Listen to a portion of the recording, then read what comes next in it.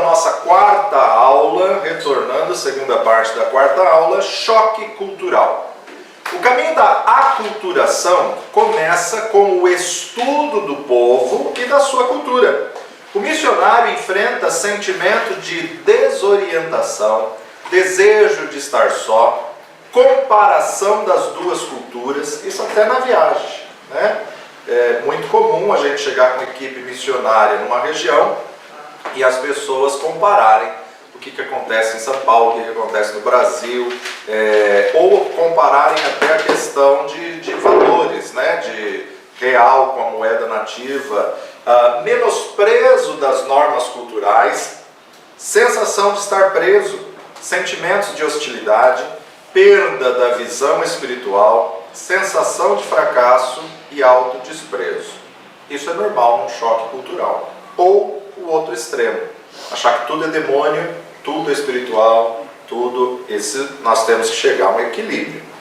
Para diminuir o choque cultural, o missionário precisa compreender os princípios de aculturação, seguir as normas de conduta da cultura hóspede, contribuir para que o Evangelho transforme a cosmovisão do povo, traçar um perfil de valores básicos da cultura hospedeira, julgar a própria conduta social, moral, religiosa, segundo as normas da cultura hospedeira e abster-se de introduzir ideias, mensagens e inovações importantes enquanto ele não estiver seguro de ter construído uma plataforma na qual possa penetrar a mente dos ouvintes. Por exemplo, existem regiões na África em que eles são polígamos. Por que são polígamos? Depois da guerra morreu muitos homens e aí, devido a essa situação, a gente vê um grande índice de AIDS, o HIV, crescendo muito e crescendo muitas vezes por causa aí de bruxos, feiticeiros. Quando a pessoa está contaminada com o HIV positivo, soro positivo, ele vai a um curandeiro, ele vai a um bruxo e fala isso daí, e esse bruxo, esse curandeiro, fala para ele: olha, se você se relacionar com 7 mulheres virgens, você vai estar curado. E aí então a HIV multiplica de uma velocidade muito rápida. E devido ao número de homens ser muito baixo, muito pequeno, porque muitos morreram na guerra, aí você tem um homem para cada 7, 8 mulheres, onde muitos deles se tornam polígamos. Cada noite ele dorme com uma delas. Então o homem não faz nada, não trabalha, não planta, não colhe, é a mulher que faz tudo. É a mulher que tem que trabalhar, é a mulher que tem que ir para a fazenda, para o plantio, para a colheita, é a mulher que tem que limpar a casa, que tem que arrumar todas as coisas, é a mulher que faz todas as coisas. Quando o serviço se torna muito pesado, a mulher sugere ele pegar uma outra esposa. A mulher sugere a poligamia. Para quê? Porque ela não está aguentando o peso da cobrança, da responsabilidade, do serviço. E muitas vezes ela apresenta uma prima, uma sobrinha, apresenta alguém para que seja uma segunda esposa, para ela dividir os trabalhos e afazeres com essa amiga que na verdade vai ser amante do marido. Então você vê toda uma situação social conivente com a poligamia. Então é muito fácil a gente chegar já julgando e falando: olha, isso é pecado, vocês vão para o inferno, tal, sem antes explicar o fundamento que Paulo falava, que apresentava o porquê que não pode, o porquê que não deve fazer dessa forma. Então a gente observa que muitas coisas a gente vê o erro, mas não sabe o motivo, não sabe o porquê da situação estar em pecado. A gente tem que conhecer um pouquinho da história, um pouquinho da cultura, para saber como abordar e clamar ao Senhor uma direção, uma estratégia, como ensinar, como educar para que eles possam ser transformados. Quem vive numa sociedade bicultural acaba não fazendo parte de sociedade alguma, pois se distingue tanto da sociedade de origem como da nova sociedade em que se insere sua missão. O missionário acaba não se identificando mais com a sua cultura e nem completamente com a nova cultura, né? O missionário fica desaculturado. É muito comum a gente ver um missionário brasileiro que está no campo missionário 6, 7, 8 anos. Quando ele volta para o Brasil, ele não se adequa mais à cultura brasileira. Quando ele está no campo, ele não se adequa à cultura que está lá. Por quê? Porque a cultura também ela é viva e ela vai se mudando, atualizando. É a mesma coisa um missionário que passou 20 anos no campo sem voltar para ver a família.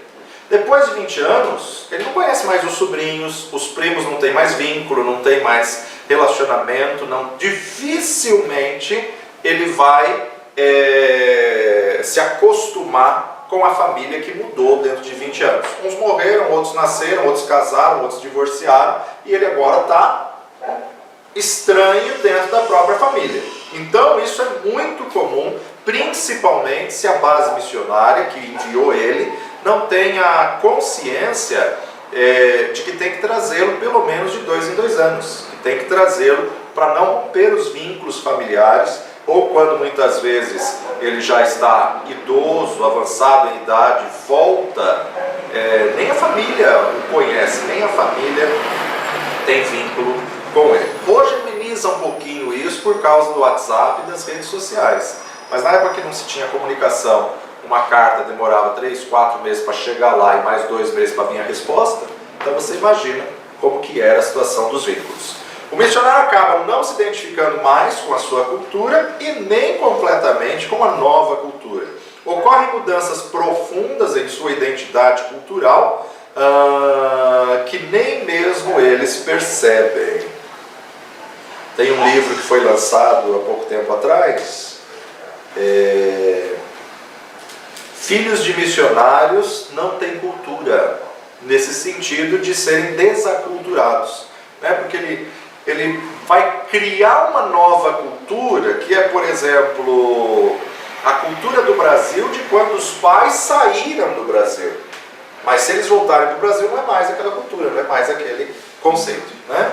Então os filhos missionários eles enfrentam questões de identidade cultural, porque eles foram geograficamente removidos de sua cultura de origem e criados quase que totalmente dentro da bicultura. Quando recebem a educação escolar, acabam decidindo quanto à sua identidade cultural. O choque cultural é previsível quando o missionário não estabelece elos com o povo da sua nova comunidade, e é menos provável quando há integração. É importante que desde o primeiro dia o missionário já entre em contato com o povo local, desenvolvendo relacionamentos significativos. A integração permite o sentimento de pertencer a um novo grupo. A palavra-chave para aculturação é identificação. O missionário precisa identificar-se com a nova cultura o mais que ele puder. Psicológica, fisicamente, é impossível adotarmos totalmente o estilo de vida local, embora possamos fazê-lo com maior intensidade do que pensamos. Antes de utilizar qualquer método ou estratégia, é importante traçar as metas do trabalho que precisam ser claras, precisas, mensuráveis em termos de quantidade de tempo, intermediárias, isto é, que conduzem à meta final. Planejar estratégias é um ato de fé. Estratégia alguma serve para todos os grupos e culturas. Aliás, uma bênção tremenda da pandemia, se tem alguma coisa boa que o vírus trouxe, é que nesse período da pandemia houve um avanço absurdo, incalculável das traduções bíblicas. Por quê? Os tradutores linguistas estão trancados dentro das bases, não pode sair para nada, e também ninguém pode sair para incomodá-los e para interromper o período de tradução, então eles mergulharam de cabeça aí nas traduções. E hoje a Sociedade Bíblicas Unidas Mundial, ela afirma que até 2031, mais tardar 2032, nós vamos ter a Bíblia traduzida completa para o maior número de idiomas e dialetos da história da humanidade. Então, esse 1 ano trancado, houve um avanço surpreendente aí nas traduções. A cosmovisão missionária leva a igreja a refletir como influenciar melhor uma região mediante a realidade sociocultural que nos cerca, a amplitude de seu crescimento numérico.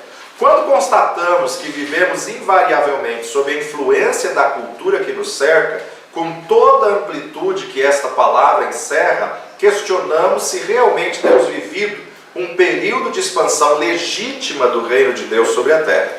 A igreja tem o dever de apresentar uma mensagem de salvação pessoal, ensinando uma forma correta de relacionamento para com Deus, além de influenciar a sociedade, levando esta a um crescimento cultural socioeconômico.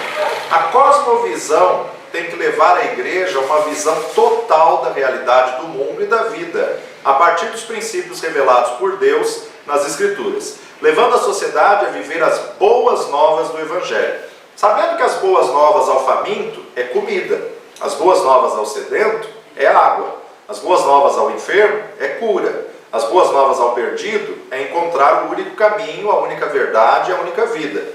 Cosmovisão é a contemplação que leva a uma percepção da realidade da sociedade em que vivemos, com o propósito de se apresentar a necessidade de se resolver o problema da existência do cosmos. Jesus usava uma cosmovisão para atingir uma sociedade.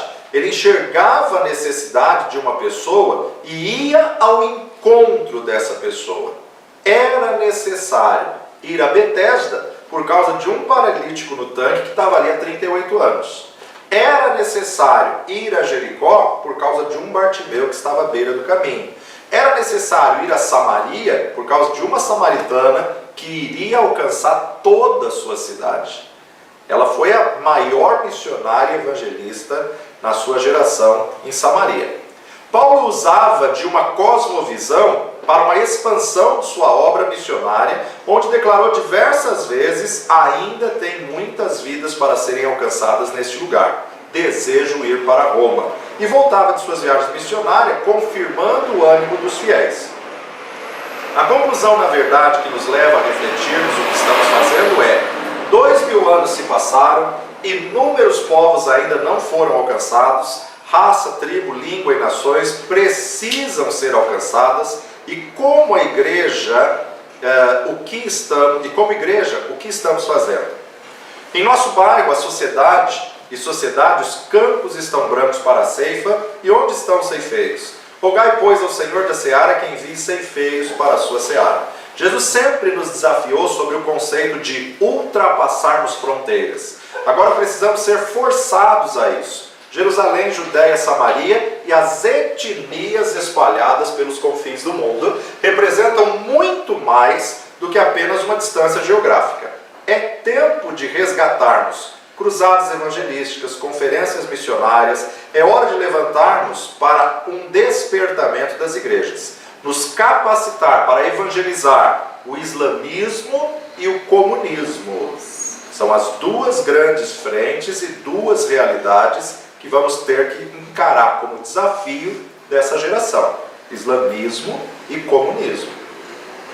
A visão do projeto explosivo de evangelismo Torre Forte é exatamente essa: um despertamento das igrejas para um avivamento na nossa nação e um fortalecimento à liderança que está no campo. Nós não podemos estar em todos os lugares ao mesmo tempo, mas podemos tocar em vidas, líderes que estão nesses lugares, desafiando-os a cumprirem a grande comissão, assim como o ministério de Paulo. Voltar fortalecendo o ânimo de cada um. Tá? Louvo a Deus pelo Telegram, porque eu vejo hoje um grande potencial no Telegram.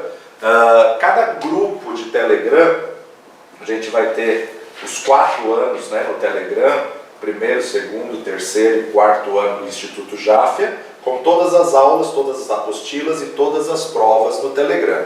E cada grupo eu posso pôr 200.000 pessoas. Meu Deus.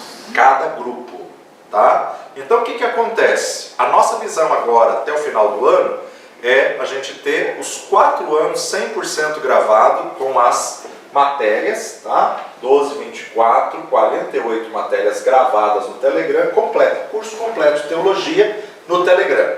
E quando eu acrescento uma pessoa, não é igual o WhatsApp que aparece, acrescentou fulano, tirou fulano, acrescentou fulano, saiu fulano. Não, eu estou acrescentando e as pessoas não têm acesso. aqui eu estou acrescentando, deixando de acrescentar. Mas se eu acrescento uma pessoa no final das 12 matérias, ela tem acesso às 12 matérias. Então qual é a ideia que nós estamos agora, daqui para o final do ano? Fazer um contato com todos os missionários, agrupar todos no missionário, para que eles tenham um curso 100% gratuito em todo o campo, e para que eles façam bases teológicas. O que é a base teológica? A gente está com uma ideia. Ele colocar as nossas aulas no campo, gratuito para toda a comunidade, para todas as pessoas que quiserem fazer o curso de teologia. Ele vai ser só um monitor do curso, né? Se as pessoas não tiverem acesso a celular e não tiverem acesso à internet, ele vai então passar isso numa TV, passar isso num computador e fazer uma sala de aula com esses treinamentos completos. Se ele quiser imprimir a apostila, imprimir a prova, a gente vai ter uma central que vai corrigir essas provas, e aí na verdade é uma forma de a gente poder levar o curso aos missionários que estão no campo. Aos pastores e igrejas que quiserem fazer polo de estudo, a gente vai ter todas as matérias gratuitas, justamente para propagar a mensagem do reino e fazer esse povo aprender a verdade da palavra. Ele só precisa ter o comprometimento de ser monitor e ter a disciplina de colocar a primeira aula, a segunda aula, acompanhar com a turma aquela aula, para que ele possa tirar dúvidas depois que surgirem em cima das aulas que forem ministradas, e um jeito de a gente multiplicar o curso para uma cosmovisão mais dinâmica e mais atualizada. Apocalipse capítulo 5, verso 9, Apocalipse 5, 9, e cantavam um novo cântico dizendo: digno és de tomar o livro e de abrir os seus selos, porque fostes morto e com seu sangue comprastes para Deus.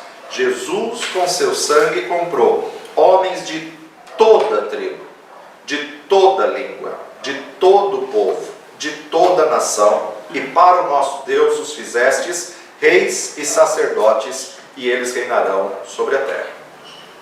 Há um princípio missiológico contido nesse verso quanto à forma como vemos o globo no qual vivemos. A expressão aqui, língua, no grego é glossa. A raiz da palavra é glossolalia, glossário, né? Então nos apresenta o mundo numa perspectiva idiomática.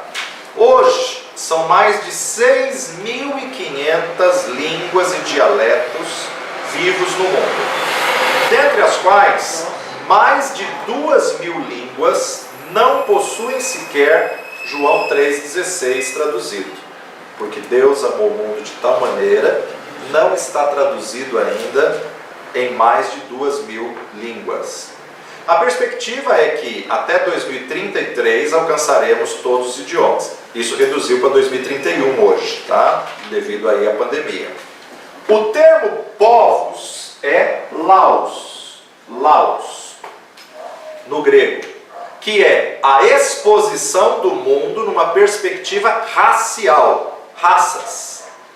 Nesse ponto, o desafio cresce drasticamente como grandes expressões raciais, como árabes, hindus, mandarins e etc., permanecendo durante séculos altamente resistentes ao Evangelho. Onde lemos tribos é fule,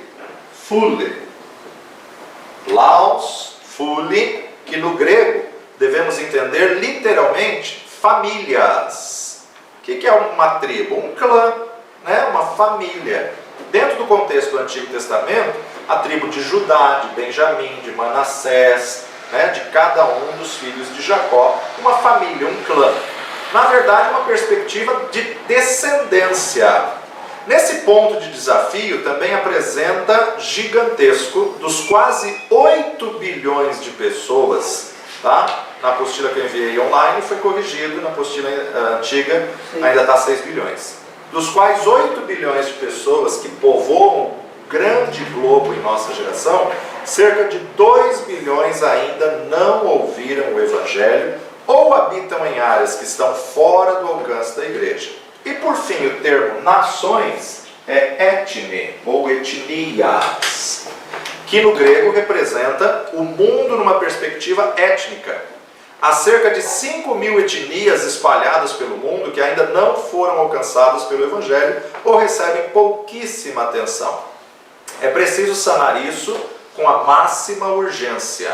Dessa forma, pensando neste mundo definido, linguística, familiar, racial e etnicamente, em pleno início do século XXI, precisamos tratar do mesmo assunto exposto em Atos durante a expansão da igreja do primeiro século, o princípio de ultrapassar as fronteiras.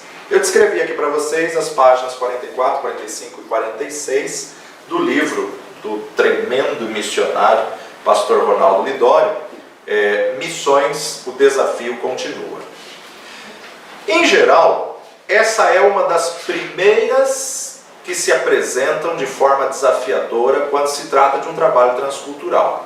Em nosso caso, a língua oficial do país em que moramos há algum tempo, no noroeste africano, é o inglês e também o tiwi.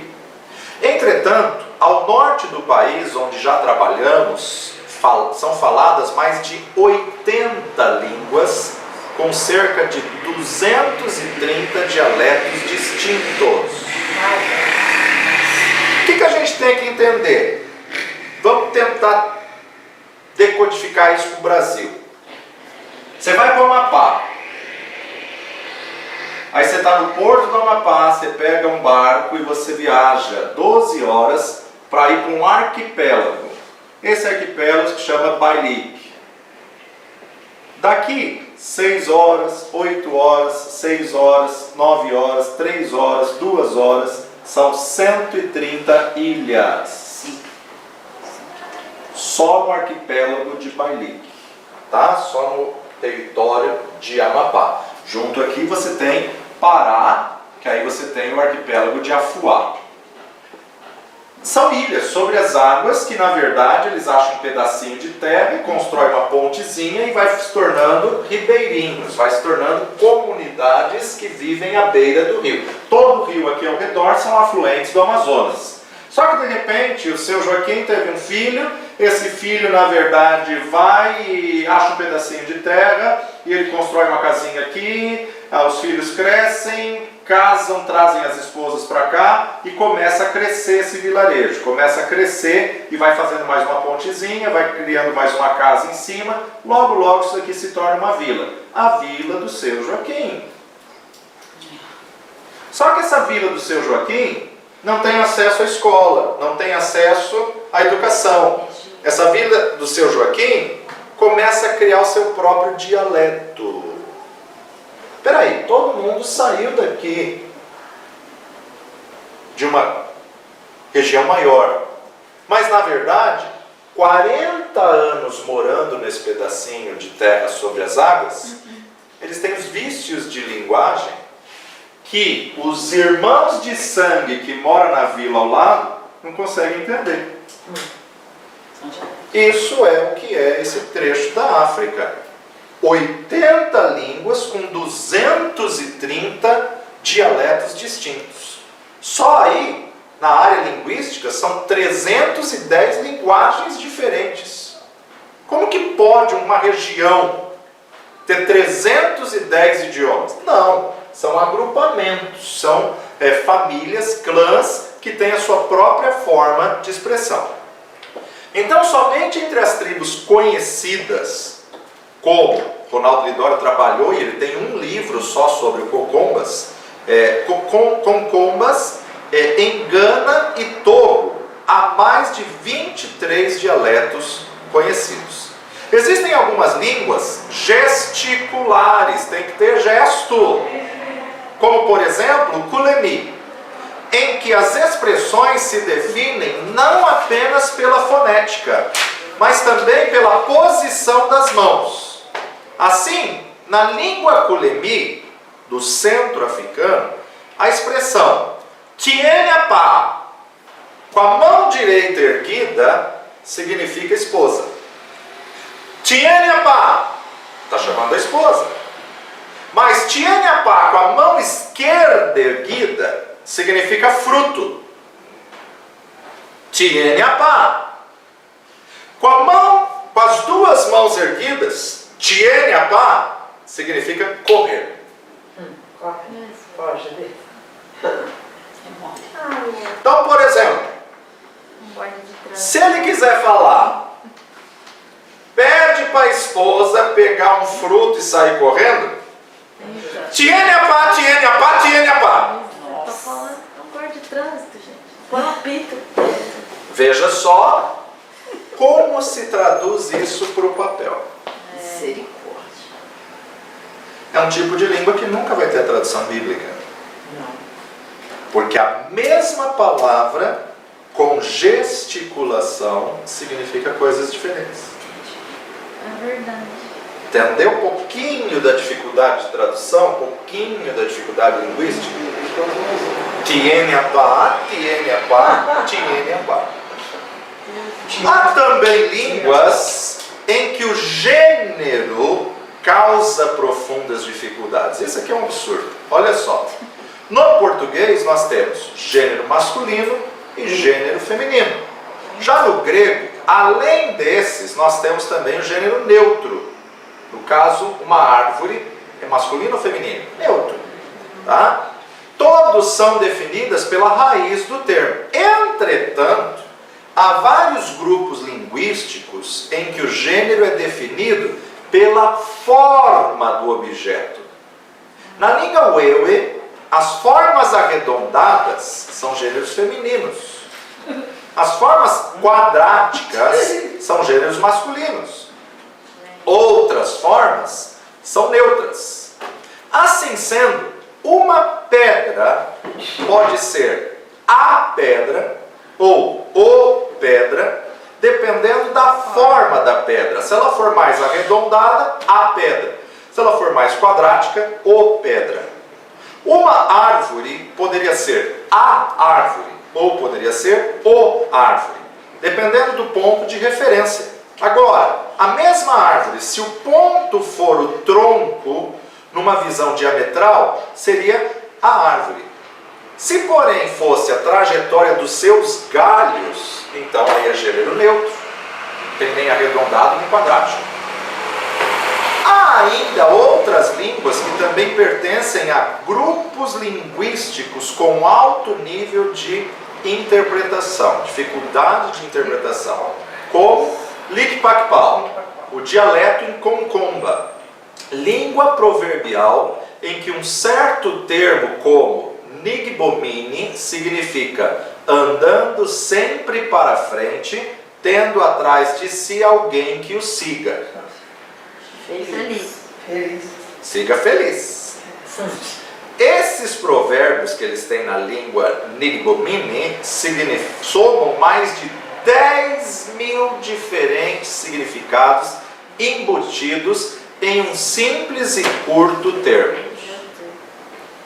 Não podemos nos esquecer das línguas tonais, em que o tom praticamente define o sentido do termo, como entre os datunes, quando dizem Asenten num tom alto, significa morte. Asenten num tom médio, significa colheita. Asenten num tom baixo, significa velocidade. Pode haver vários tons em uma única palavra. Se ele for surdo, não pode. Creio que esse esboço já é suficiente para entendermos que, quando falamos sobre missões, devemos nos lembrar que há fronteiras a serem transpostas. E isso envolve esforço, suor, disposição, tempo e graça. Imagina um missionário chegando numa região dessa, que não sabe a língua, ninguém ainda passou a língua para o papel, não tem sinais diacríticos que definem o idioma, como ele vai pregar e quanto tempo ele tem que viver ali para aprender a falar o idioma deles. Se você acha o português difícil, imagina isso. Fronteira cultural.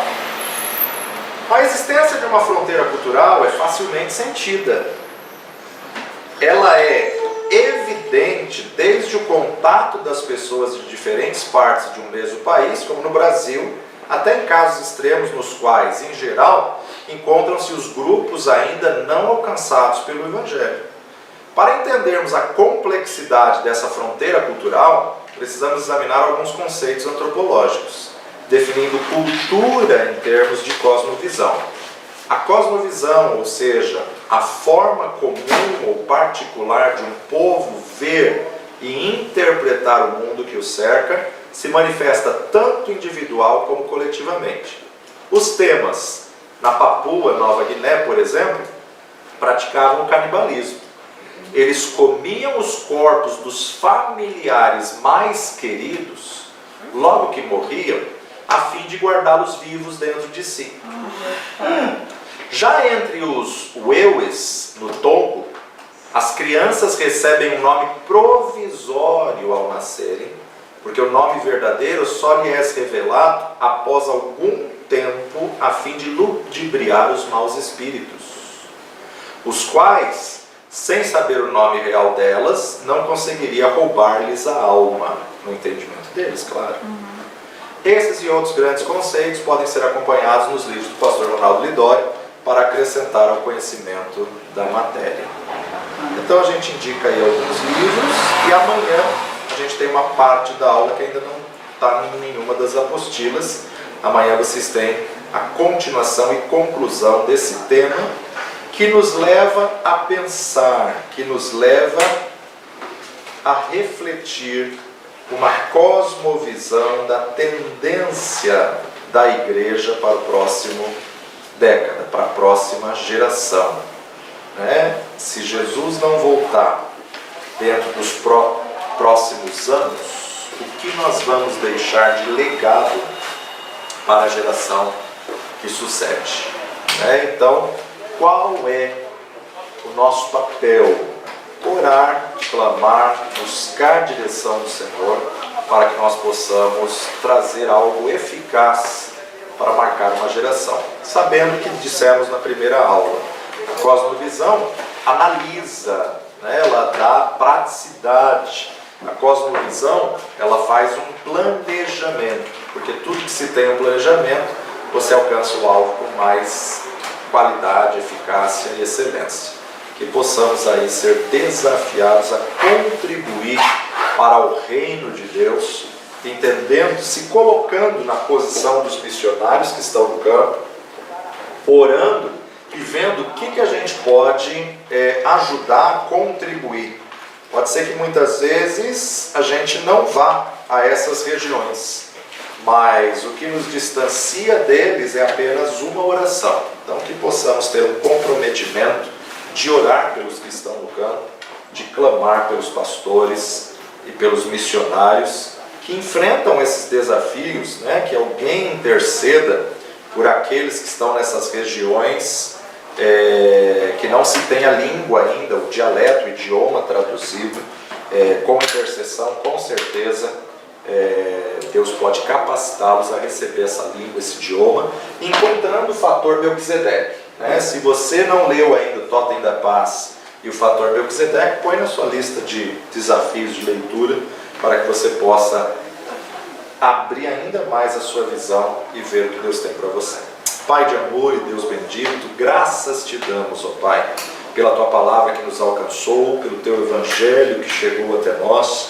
Capacita-nos para que possamos contribuir para que esse mesmo Evangelho chegue a outras vidas, outras culturas, outras nações e outros povos. Desperta a Tua igreja como intercessores, levanta o Teu povo para clamar pelos que estão no campo, para rogar ao Senhor, pelos, ó Pai, que sofrem. Em nome de Jesus, nós rogamos pela Tua misericórdia, pela Tua bondade, clamamos, ó Pai, perdoa a omissão da Tua igreja, perdoa os pecados do Teu povo e aviva, Senhor, a Tua obra para que essa palavra possa alcançar o não alcançado. Fortalece os missionários que estão no campo, as igrejas, os pastores, envia recursos, suprimento e uma capacitação que vem do alto para que eles possam, ó Pai, entender a língua, interpretar a língua e ter uma mensagem que possam passar a essa geração. Traz um avivamento no campo missionário, traz um renovo para os missionários que estão no campo hoje, Senhor, que eles sejam fortalecidos e abençoados pelo Teu Espírito, pelo Teu poder, hoje e sempre, no nome precioso de Jesus. Amém. Amém. E amém.